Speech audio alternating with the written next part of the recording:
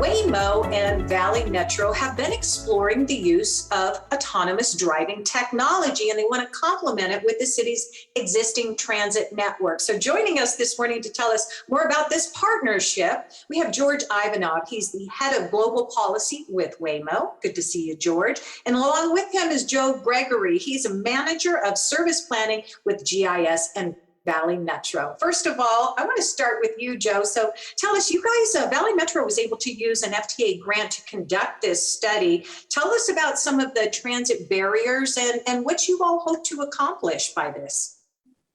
Hi, thanks for having me here. We were fortunate to receive an FTA grant, and we really wanted to study how these kinds of technologies could work with our existing system. We really wanted to understand how we can more efficiently, safely, and provide more accessibility to all our riders, especially those who don't have current transit options. Right, absolutely. So what's one barrier and a solution to that barrier that you uncovered in this study? So what we really wanted to make sure was that this study was really focused on our paratransit riders within our Ride Choice program. And we really wanted to make sure that we could serve those riders with all the things they need to do, to go to school, to go to work, to go to doctor's appointments, all the transportation options that they need. And this study was able to show that this kind of technology could serve those kinds of needs. Wow. Okay. Well, that's certainly good news for you, I'm certain, George, right? Because this partnership is valuable in to Waymo, right? For getting all of this information from that study. Absolutely. And we strongly appreciate the partnership with the Valley Metro on this study of what was a very unique and really first of its kind opportunity to work with a transit entity to provide and fill some of the gaps that we really view as present in the current mobility system, particularly for people in the Ride Choice program, the ADA certified paratransit riders and seniors over the age of 65. This really gave us an opportunity to really test the potential to improve mobility access through autonomous driving technology. And we really appreciate that. Yeah, absolutely. Now, was this the first time a lot of these riders had been in an autonomous driving vehicle, and what was their opinions? Yes, absolutely. And initially, as you might imagine, some people were hesitant, especially at the beginning of the study, and it took some time.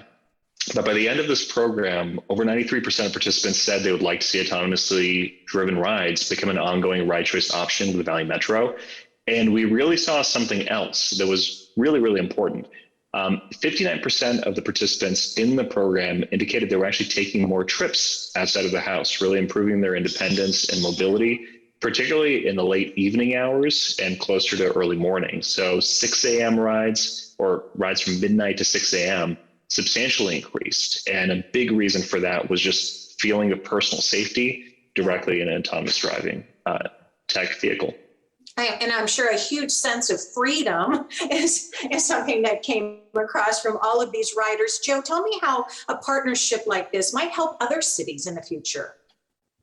Well, a lot of other cities have the same obstacles that we do. You know, we have different areas where they're not well served by traditional transit options, and there's certain populations who we can't serve with a local bus. So we really want to make sure that we're finding ways to serve all our riders, serve everyone who needs transportation options, so that we can have, an equitable and accessible future for our valley.